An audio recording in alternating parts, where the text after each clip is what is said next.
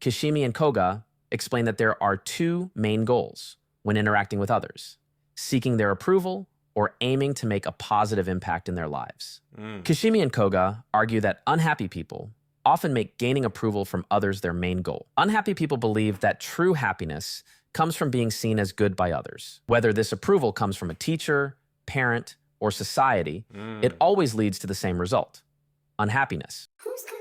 Who's calling it? Who's calling it? Hello, and welcome back to another episode here on the Bridge Reacts, and I'm your host here on the channel, Marcus. Thank you so much for stopping by to see another episode of Here on the Bridge, where we believe in family, we believe in long-lasting relationships, stronger connections, bridging the gap between the sexes so we can do better, be better for the next generation, and so on. If you like what we talk about here on the channel, please subscribe, like button, notification bell as well. Welcome to the channel. Thank you so much for stopping by on this lovely day. Appreciate you. Today's topic, we are talking about living for yourself and not for others. This is from the Let's Talk Psychology podcast. Please check out the original content creator. We're gonna get straight to it.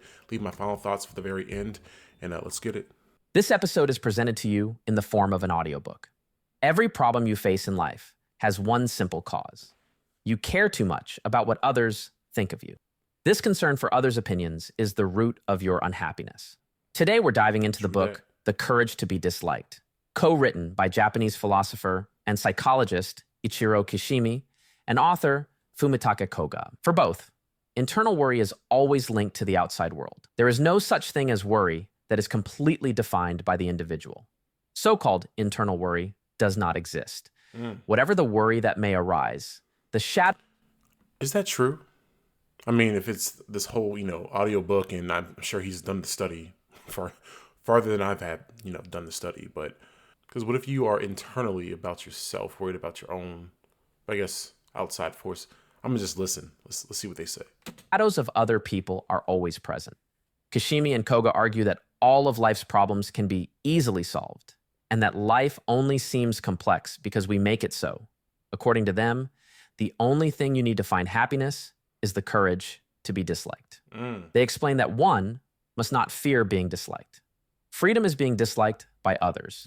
It's not that you lack competence, you simply lack courage.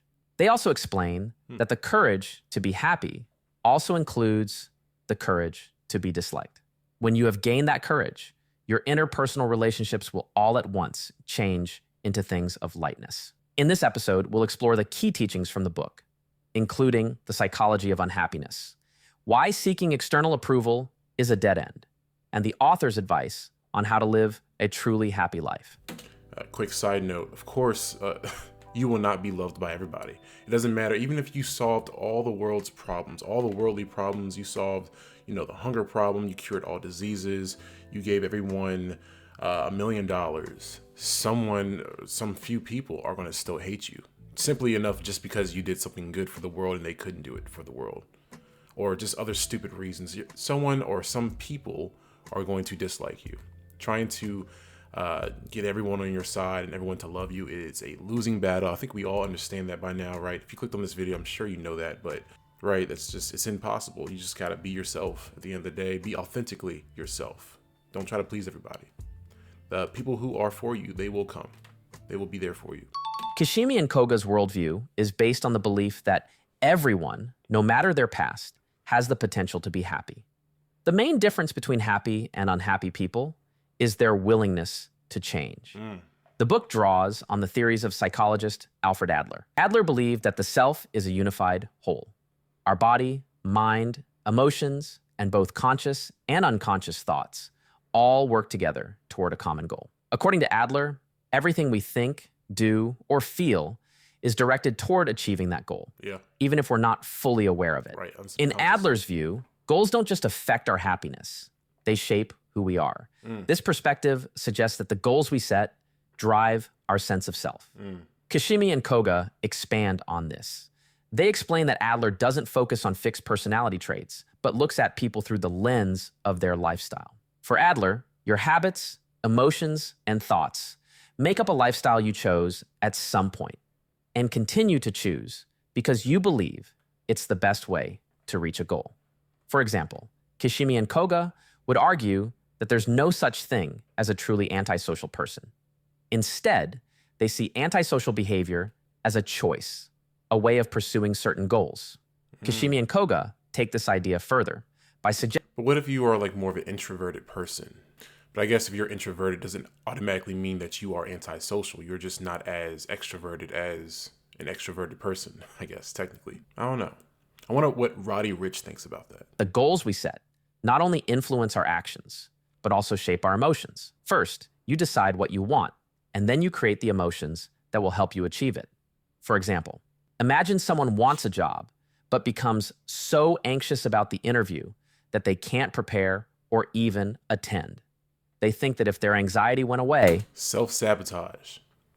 they'd have a better chance at getting the job. However, Kashimi and Koga would argue that the person's true goal is to avoid the interview, so they create the emotion of fear. The person doesn't really want the job. Their true goal is to simply avoid the risk of failing the interview, and fear helps them to that. Kashimi and Koga also address the argument that past trauma can stop people from finding happiness. They counter by saying that not everyone who experiences trauma is stuck in it. Right. For example, while negative childhood experiences may influence your goals, they would argue that it's still up to you to decide what goals to pursue and how to live to achieve them. In the book, they write that no experience is in itself a cause of our success or failure. We do not suffer from the shock of our experiences, the so-called trauma, but instead, we make out of them whatever suits our purposes. We are not determined by our experiences, but the meaning we give them is self-determining. They also explain that no matter what has occurred in your life up to this point, it should have no bearing at all on how you live from now on. That you, living in the here and now, are the one who determines your own life. We are not our experiences. We are not our traumas. They may be a part of us to a degree, but they are a part of our past, of who we were, not who we're going to be or who we are now currently. I guess who we are now currently reflects those experiences to a degree, but it's up to you to heal from those things, learn from them, and grow. And understand that trauma, those negative experiences aren't you. That was the past you. It's not who you are now. It's not who you want to be later on, especially if you have goals, you want to achieve those goals, right? So, if happiness is within our control, why would anyone choose unhappiness? Kashimi and Koga argue that unhappiness is actually a strategy some people use to reach their goals. As we've explained, the authors believe that the goals we set influence our emotions. They argue that occasional unhappiness is normal because everyone feels disappointed or frustrated at times. However, happiness and all those other emotions are fleeting. I don't think you're supposed to ever chase, and I've said this many times on the channel, you're not supposed to necessarily chase happiness. You're supposed to chase internal peace. Because happiness will be, it's a fleeting emotion, anger, happiness, frustration. But if you're just chasing peace, you're trying to have that inner peace within yourself, your soul, your vessel. I think that should be the end goal, if anything. And then hopefully happiness is a product of you finding the inner peace, right? Those who are always unhappy are often driven by one constant frustrating goal. And this frustrating goal is related to their relationships with others. This is an important point because Kashimi and Koga suggest that your overall happiness depends on the goals you set for your relationships. In other words, what are you trying to achieve in your connections with others? The answer to that question shapes how happy you are. So, your emotions and sense of self are shaped by the goals you set. And the goal that most affects your overall happiness is the one you set for your relationships with others. Kashimi and Koga explain that there are two main goals when interacting with others: seeking their approval or aiming to make a positive impact in their lives. Kashimi and Koga argue that unhappy people often make gaining approval from others their main goal. Unhappy people believe that true happiness comes from being seen as good by others. Whether this approval comes from a teacher, parent, or society, it always leads to the same result: unhappiness. Essentially, unhappy people believe that being liked by others makes them a good person. Many would argue that the desire for approval and seeking validation is a natural part of being human. However, Kashimi and Koga explain that this is a mistaken view. They explain that humans don't seek approval to find happiness. We find happiness in approval because it satisfies a deeper need within us. I guess that same need, isn't that like, it's more primal? I think it's primal to a degree because we all have like some kind of level of camaraderie. We are very social creatures. We want to be liked by our peers, our community. I guess that goes back into like a caveman days or, ancient times, whatever you believe or, the truth of. We were in tribes, and in order to survive, survival was key, obviously. So you needed to be, liked by others. So they want your best interest as well to keep you around and keep you, surviving with them. Otherwise, if you were cast away in the middle of winter back in 600 BC, you're probably not going to survive if you're disliked by everybody else. So maybe it's deeply rooted in that as well, I'd imagine. I could be wrong. Let us know in the comments. Really appreciate you for watching. So why is it that people seek recognition from others? For Kashimi and Koga, in many cases it is due to the influence of reward and punishment education. Kashimi and Koga point out that even when unhappy people manage to gain the approval of others, it comes with a heavy price. In their pursuit of validation, they end up living according to someone else's expectations. In doing so, they end up sacrificing their freedom and ultimately their happiness in the process. To live one's life trying to gauge other people's feelings and being worried about how they look at you. To live in such a way that others' wishes are granted. There may indeed be signposts to guide you this way, but it is a very unfree way to live. Now, why are you choosing such an unfree way to live? You are using the term desire for recognition, but what you are really saying is that you don't want to be disliked by anyone. Unless one is unconcerned by other people's judgments, has no fear of being disliked by other people, and pays the cost that one might never be recognized, one will never be able to follow through in one's own way of living. That is to say, one will not be able to be free. Being praised essentially means that one is receiving judgment from another person as good. And the measure of what is good or bad about that act is that person's yardstick. If receiving praise is what one is after, one will have no choice but to adapt to that person's yardstick and put the brakes on one's own freedom. I feel like that's the duality of content creation. Like being a YouTuber, I don't like using the term hate, but I greatly dislike being labeled as a content creator or a YouTuber, even though that's what I do that. Like that's part of what I do. Been doing this for 130 some videos at this point. I guess that's the duality of being a content creator or someone who does something for the world to see, like creates art to a degree. This is art. Poetry is art. I do poetry. I even sculpt things. I have a sculpture that's unfinished still of an angel behind me. That's what that is. All those eyes looking at me, angel over my shoulder. That's the whole point. I create things. And I guess I don't really care if you perceive it negatively or positively to a degree, but deep down, I guess technically I kind of do to a degree. I kind of want people to watch the content that I create, the videos I make and the concepts, whatever ideals, and hopefully it's a good thing to them. I guess I don't want it to be a praise for me and my sake of just I want you to love me. I want you to love this. It's more of, I hope that you get something out of this and you find this beneficial to you in your growth and you discovering things about yourself, being better or whatever, wanting to search for better relationships, healthier relationships. That's the whole point of why I do this. So maybe that's really the true drive, but underlining, of course, I do want people to like the video. If you like me, you like me. If you don't, you don't. I'm going to still be me. I'm going to be me, whether you're you or another letter, it doesn't matter. I'm going to be me at the end of the day. So, but I appreciate you if you do like me. It's cool, whatever. We've established how seeking approval from others is ultimately unfulfilling, but this isn't the worst result of making it your main goal. Kashimi and Koga argue that the real problem is that this goal is often impossible to achieve. Yeah. Most of the time, approval depends on meeting others' expectations.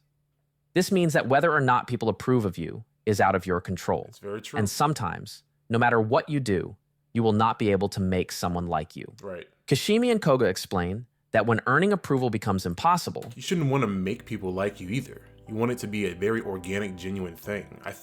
Personally, that's what I prefer. I don't want my friendships to be based on that I force them to like me. No, rather, I want you to genuinely appreciate me, my presence, my energy, who I am as a person, as a soul, as a being. Or rather you want to be around me or gravitate towards me because of that. Not because I told you to or you feel as though you have to. That's not genuine. No, stay away from me. Unhappy people often react by setting a new goal. Instead of continuing to chase something impossible, they choose to stop trying altogether. They give up on trying to gain others' approval. In doing so, They create negative emotions like fear and self-hatred to justify their decision not to try. However, as Kashimi and Koga explain, these people are still letting their lives be controlled by the unattainable goal of approval. By giving up, they don't truly let go of this desire. They only make their emotional attachment to it stronger. This deepens their unhappiness as they continue to feel the pain of failing to reach something they've basically given up on. The second goal they adopt is convincing themselves that something about them is flawed, which makes it impossible for others to like them. By holding on to this limiting belief, unhappy people avoid the risk of not gaining approval from others because they can simply justify it by saying they are flawed or that something is wrong about them. However, this keeps them trapped in a hopeless, miserable life, as they now believe they don't have the power to change whatever they think is flawed. And I'm gonna stop it here. The video is another like 7 minutes or so about the video. Please check it out and put of course, the link in the description. I'm gonna go ahead and get to my final thoughts. So my final thoughts, right? When it comes to trying to have everyone love you or feel like as if you are trying to live for others, of course, don't. Be yourself. I mean, this is really quick final thoughts. I'm trying not to make these final thoughts too long. I can go on a tangent, you know that, if you subscribe to the channel, Bridge Builders. But just be your authentic self. If people don't like you for who you are, and of course, don't overdo it. Don't try to be liked. Don't try to appeal to others and the masses or whatever. Just like I said, just be who you are. If they don't like you for that, that person might not be for you. That's okay. We're not all supposed to love each other in that way. We're supposed to respect one another and love each other as another reflection of the universe. You are literally who I am. You are me. I am you. We are just another reflection, another experience of this, whatever you want to call it, experiencing itself. We may not look the exact same. We may not think the exact same, but we are one in a sense. I'm getting really philosophical about it, but I mean, that is what it is. If you don't like me, that's fine. But I mean, that's just the bottom line of the video. I mean, just be yourself. A lot of people can't really, or they find it really hard or difficult to be themselves these days. I know when it comes to attention and all publicity is good publicity and stuff like that, especially if you are an actor or content creator or something that has to do with like having fans or supporters, subscribers, a following, stuff like that. And you have to really be careful. And I had to really think to myself about this for a few years now, especially when I'm doing pretty solid on YouTube and like people are starting to, watch the videos and subscribe and like the videos. And then there are times when no one does. And it's like, what can I do to get people to like me, or not really like me, but like the video and the content? And I just try new things. And at the end of the day, the people who are meant to subscribe to this channel and they like this content, they'll find this channel. I believe in that. And if you find it and you don't like it, then you can tell me why in the comment section. Let us know. Just, tell us. Let's have positive discourse in the comment section. Really appreciate you again for viewing the channel, whether you like it or not. We appreciate you for being here, especially if you made it this far. Really appreciate it. And I'll see you guys in the next video. I really appreciate all the support and all the comments recently and the views and subscribers. Welcome to the channel. Really appreciate you. You guys have a nice one, and take care of yourselves. Stay safe out there.